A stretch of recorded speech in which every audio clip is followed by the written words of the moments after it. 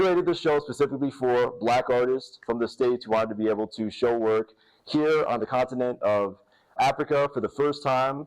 And a lot of Black artists from the States who were born there and from there are interested in learning more about their roots.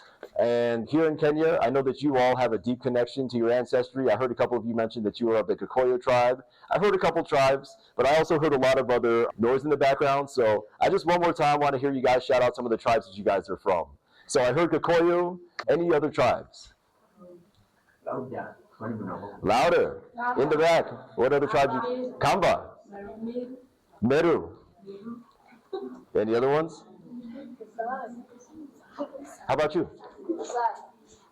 You. Luo. Yes. Okay. So you guys know what tribes that you're from, and that's a beautiful thing. And in the States, a lot of Black artists would love to learn their tribes, but the first step is even just connecting with the continent. And a lot of them have not actually been to the continent before, so this is one step for them to feel connected to their ancestry by having work exhibited here. And it's a symbolic gesture, and it also is one that is aspirational. It's one that will hopefully inspire them to come to the continent and engage more with their ancestry.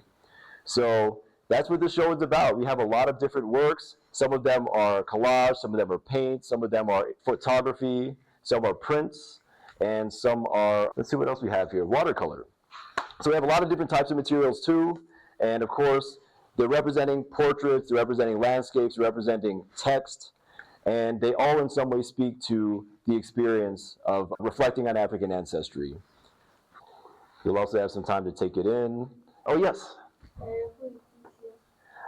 So that is from an artist named Rafaelina Taneo, and she actually has a couple portraits in the show that represent ancestors of hers. So they are people that she specifically wanted to create portraits of to be able to honor here on the African continent where they come from. So that's a good question. Anybody else? I don't want to just look around at a piece and say, what about that one? What does that mean? Or like, why do they have this photograph of somebody with their hands clasped with all this jewelry on it? Or where is this person walking in the desert? I actually can't answer that question. But yeah, any questions that you guys have, feel free to ask.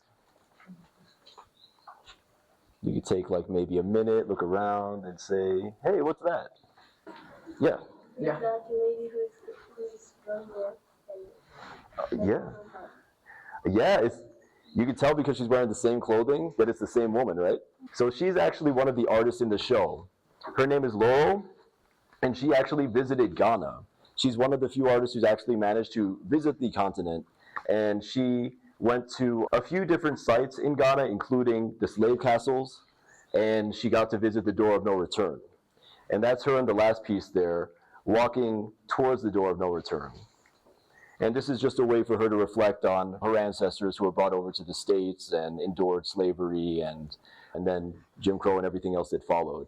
And in curating, you get to do that. You get to use a bunch of other people's art, create a show, and that's a really fun thing. And it also enables you to be able to appreciate other people's work. And this specific conversation being about the restoration of lost ancestry is one that I think is something that's really meaningful, especially right now for a lot of African American artists who are more recently interested in coming to the continent of Africa and like reconnecting with their roots in that way.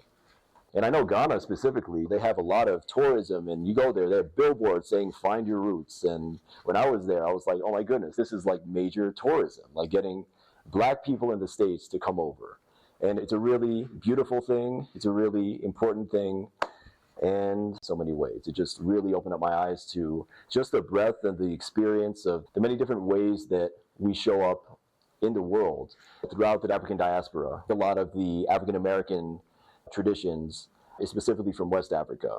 And we see like in terms of like different ways of worshiping, different ways of dancing, singing, things like that that are in percussion. Things like that that are indebted to Africa are mainly based in West Africa, where their ancestors came from. Even though the ties have been severed, it still is there. By having their work here, they get to experience a piece of Africa and maybe hopefully one day come here. And for you all to be able to witness the work, you get to, get an idea of what it's like to be an African American.